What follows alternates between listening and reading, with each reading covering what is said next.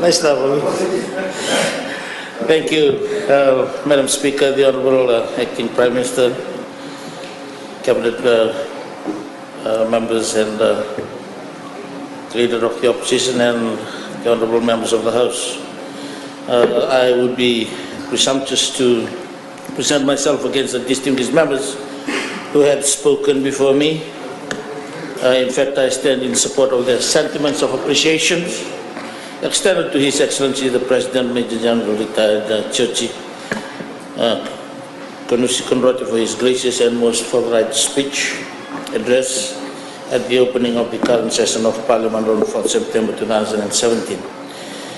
Madam Speaker, we are at the home stretch in the current race, which we will culminate in our general elections next year, and as alluded to by the Honourable Rika yesterday, some are already puffing out, some are already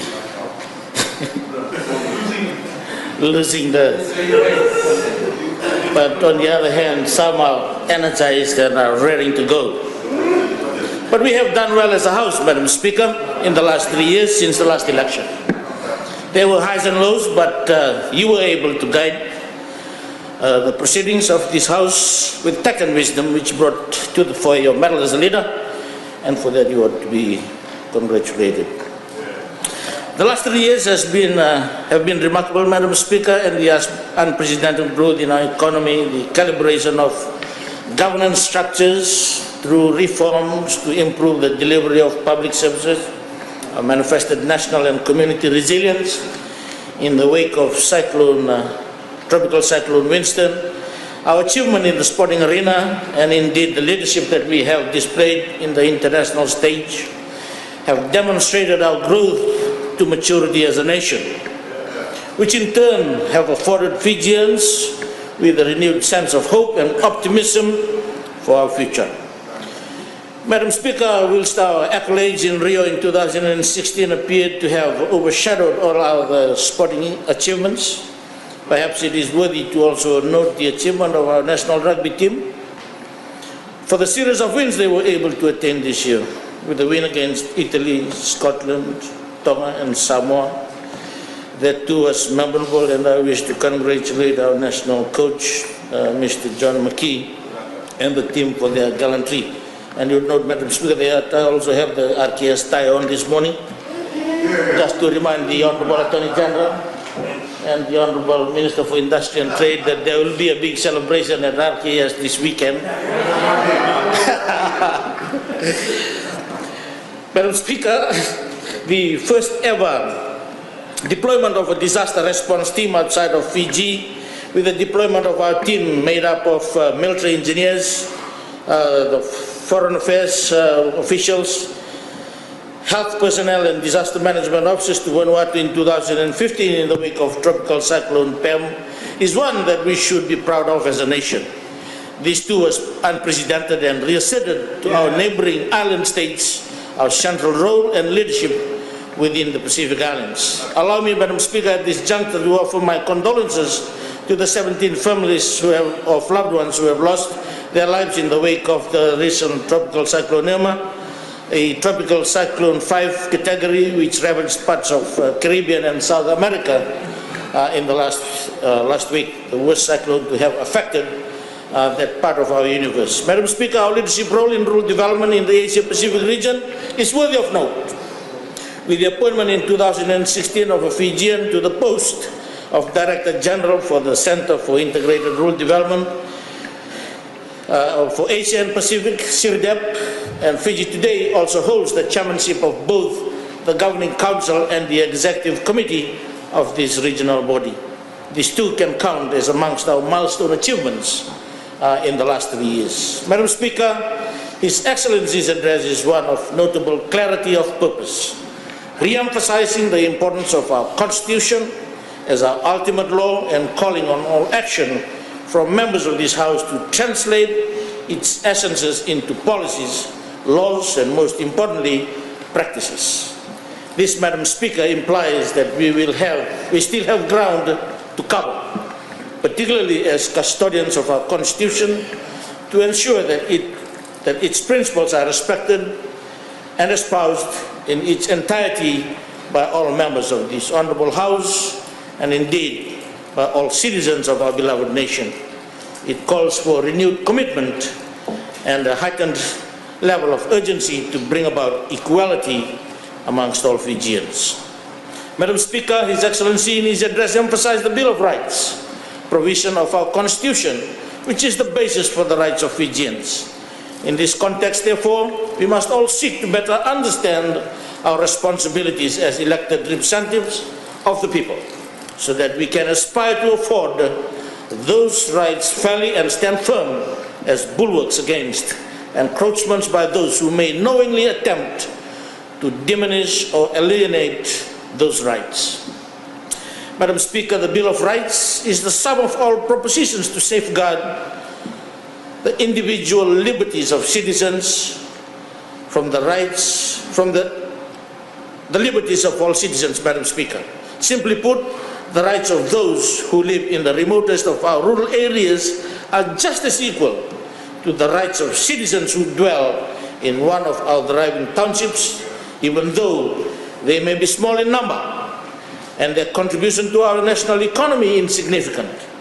Herein lies our duty to defend those rights, to promote understanding and knowledge of individual rights by Fijians, to assist them in supporting the defense of their rights. Madam Speaker, in this light, therefore, honorable members of this noble House are called by the voice of our nation to identify the ills that plague our societies and the hurdles that hinder our development, and seek for solutions in remembrances of past instances to educate and edify citizens, especially those marginalized, to a level where they feel valued as Fijians, thus encouraging them to become better citizens and to strive to partake in our national development.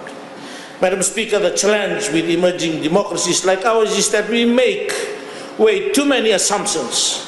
It is our assumption that because the community has been living without a good source of water from time immemorial, that the current generations remain content with the matter with which their ancestors had lived.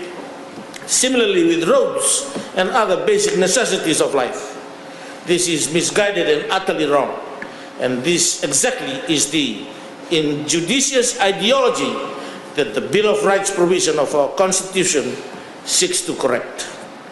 In similar fashion, Madam Speaker, we assume that because we have no conflict, we are at peace. This again is a misguided perception. The quote by Albert Einstein, that peace is not merely the absence of war, but the presence of justice, of law, of order, at all levels of society, rings true. This is the peace that members of this honorable House should aspire to promote. That which the Bill of Rights embraces. This is the peace that government had worked so hard in the last many years to achieve. There has been progress, but there is much work that still needs to be done.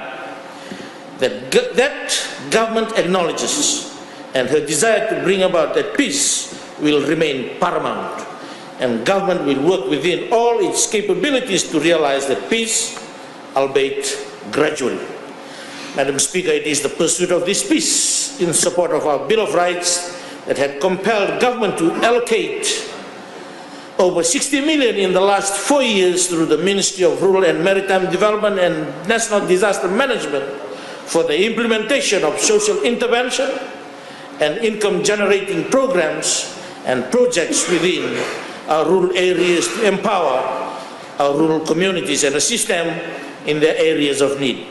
It must be noted that rural development is a cross-sectoral issue, and there are other programs that are funded and implemented by other government agencies, meaning, therefore, that the cost allocated to rural development is way above the figure of over 60 million administered by my ministry. Madam Speaker, about 40% of our total population live within our rural communities. The challenge for all of us is to retain this figure, better still, to raise it. The solution lies within addressing the rights of our rural dwellers. This is the solemn duty of every member of this noble house. At the beginning of the 20th century, Madam Speaker, in reference to the rural-urban drift in India, Mahatma Gandhi said, and I quote, "Today we are standing on a dwindling cliff where the soul of our country is in distress and losing the significance of its existence," unquote. Madam Speaker, he was referring to Indian villages which were becoming dilapidated as a result of migration of the masses from the rural to urban centers.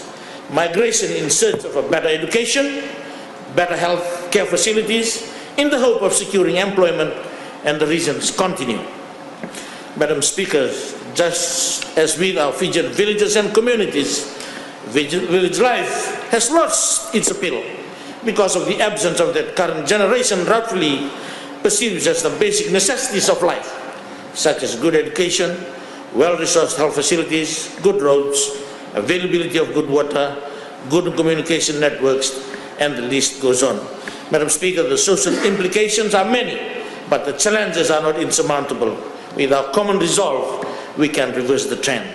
We can make our villages rediscover its charm, and we can make the migrants yearn to return to their villages. The fight will be tough, but we will get there eventually. Madam Speaker, it is critical that there is a great value to be gained by coordinating rural development initiatives that contribute to sustainable livelihoods through efforts at the national and local levels. This will necessitate the review and strengthening of our integrated rural development framework, IRDF, which was endorsed by Cabinet and has been in place since 2009.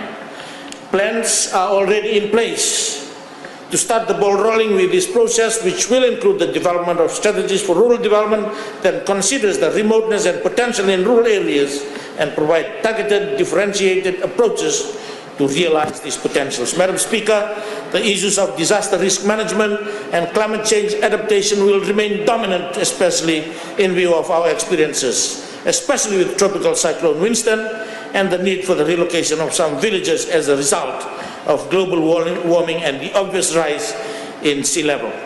We are not oblivious to these matters, and the chairmanship of COP23 by our good Prime Minister and the related appointment validates our commitment to addressing these issues. Madam Speaker, our Build Back Better initiative, being part of the Tropical Cyclone Winston Rehabilitation Program, are evidences of our commitment to safeguarding the viability of rural village life and maintaining its appeal. Madam Speaker, by far and large, we are an agrarian society in which agriculture remains the backbone of the country's economy, and it has potential for growth. It remains the livelihood of the majority of our rural communities. Fiji depends on agriculture for food and nutrition security, employment, poverty reduction, and to mitigate the effect of climate change. Let me state that government, through the Ministry of Agriculture, remains committed to the people of Fiji in terms of carrying out those mandates, while at the same time remain committed to global agenda, especially the achievement of the 2030 Sustainable Development Goals. Madam Speaker, I share the same sentiment made by His Excellency in regards to modernizing the economy. The Ministry of Agriculture, under its 2020 Agriculture Sector Policy Agenda, together with the current Green Growth Framework, will continue to bring about this change in the sector. As stated earlier, agriculture has the potential to grow the economy, to grow through modernization initiatives, which creates economic opportunity that encourages development. To bring this modernization about, we have to review existing agricultural policies and formulate new policies and strategies that are relevant to current needs and economic situations. Therefore, the Ministry of Agriculture has developed its livestock strategy and the crop strategy, and in its final stages of developing the strategic development plan.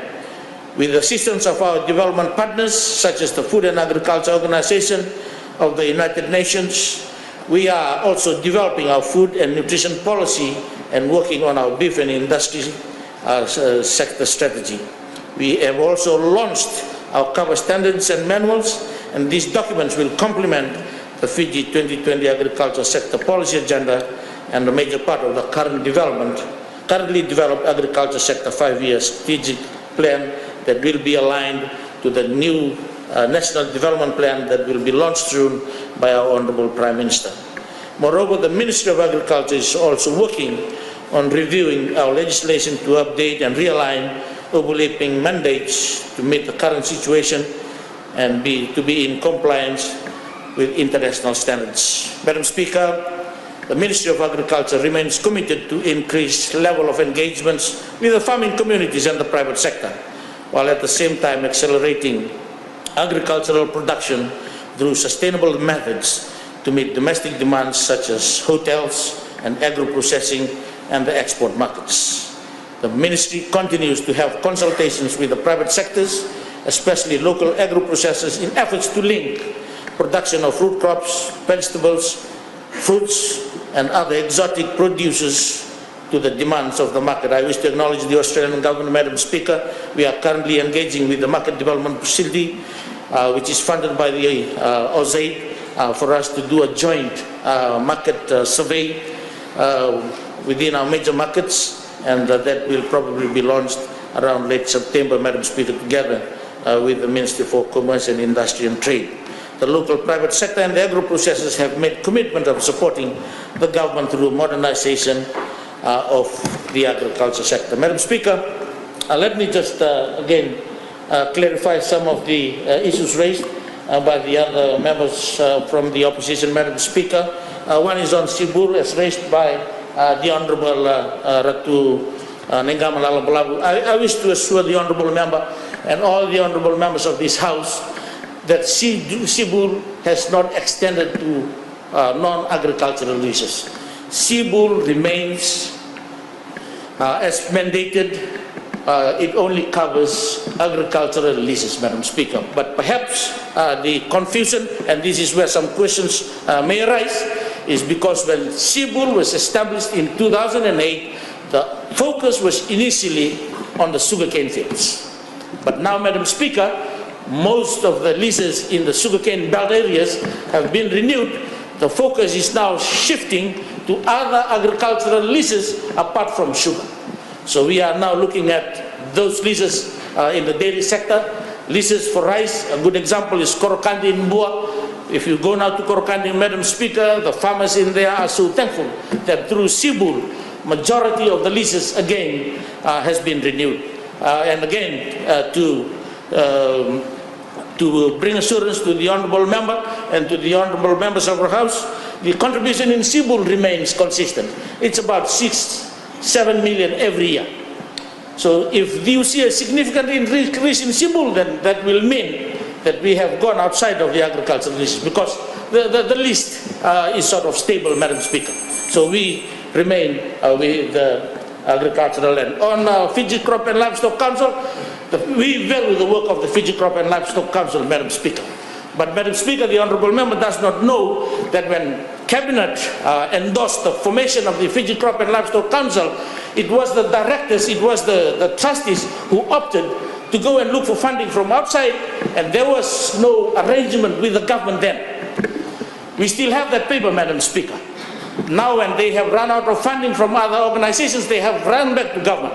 We have made it clear to them, we will still retain the Fiji Crop and Livestock Council, but there has to be some structural arrangements, rearrangements made so that the work of the Fiji Crop and Livestock Council can continue. On the comments on our importation, yes, Honourable Chan, but it was part of that whole launching where we are bringing in the 8 new tomato varieties from India.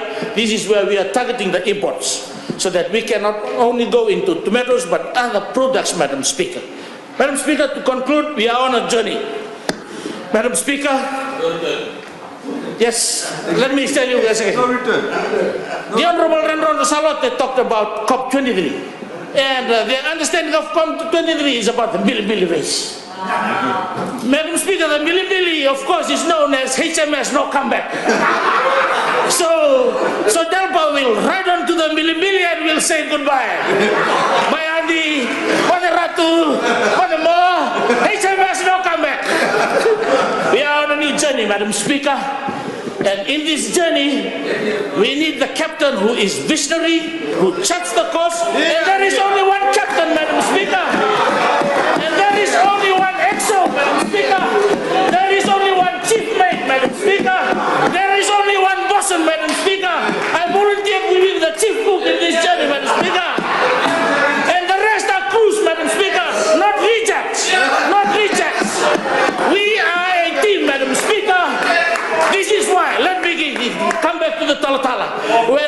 Jesus Christ looked for disciples, he did not go to the universities. He